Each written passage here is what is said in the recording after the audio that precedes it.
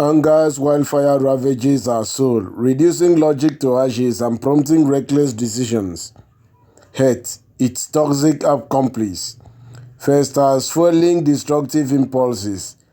These two negative traits are an unfortunate part of our humanity, yet we can strive to tame them. Maturity earned through experience and wisdom is the key to mastering our emotions. Elders, having navigated life's challenges, have honed these skills, handling issues with greater poise than their younger counterparts. Youth, with its fiery passion, is more prone to anger episodes, while age brings a measured approach to managing frustrations.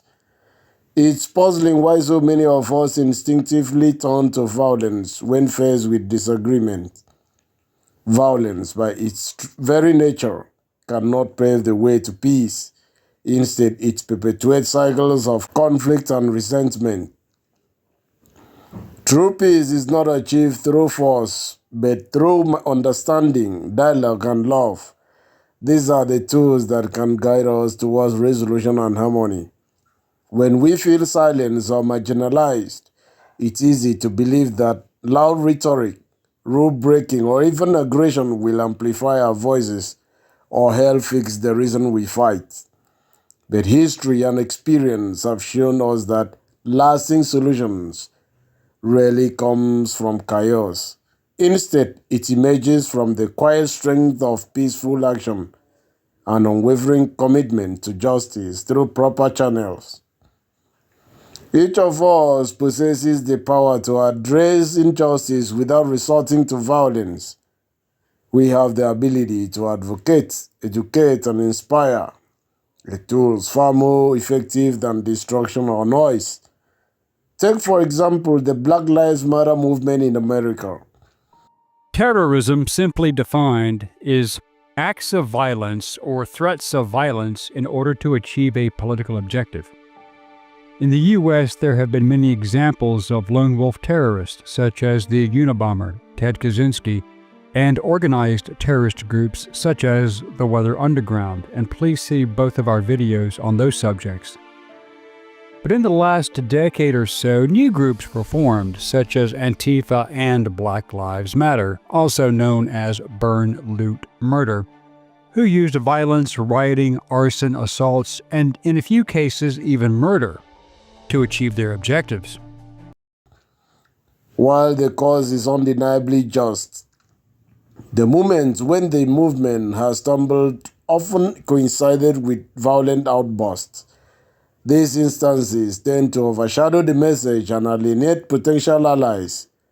On the other hand, the movement's most significant victories have come through peaceful protests, strategic legal actions, and a steadfast adherence to nonviolent principles.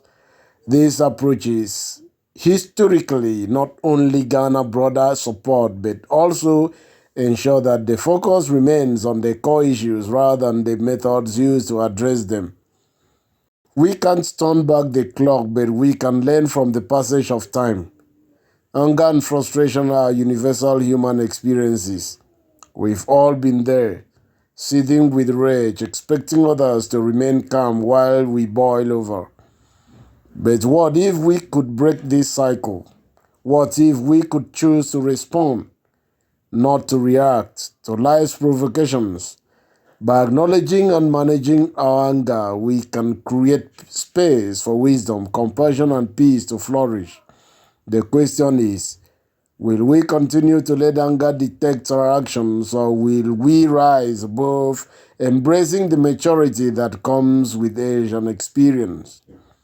We always have a choice, a second thought at our disposal.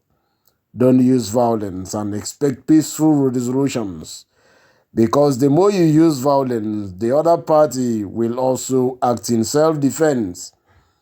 Anger resulting in violence may seem like a quick way to demand for solution and attention, but it rarely leads to acceptable solutions. Because when angered, we may act in a violent way which causes hurting experience leading to disagreement. Peace, though it requires patience and resilience, has the power to transform societies. Love, too, plays a crucial role. It is through love for humanity, for justice, for fairness, that we can truly challenge injustice and inspire others to join our cause. In the end, the path to peace is not through force, but through the courage to embrace peace itself. Let us remember that our voices are most powerful when they are rooted in compassion, clarity, and a commitment to doing what is right, not just for ourselves, but for the collective good. Always know that we can always handle this in a far better and a more peaceful, logical, and understanding way. Remain blessed and be guided.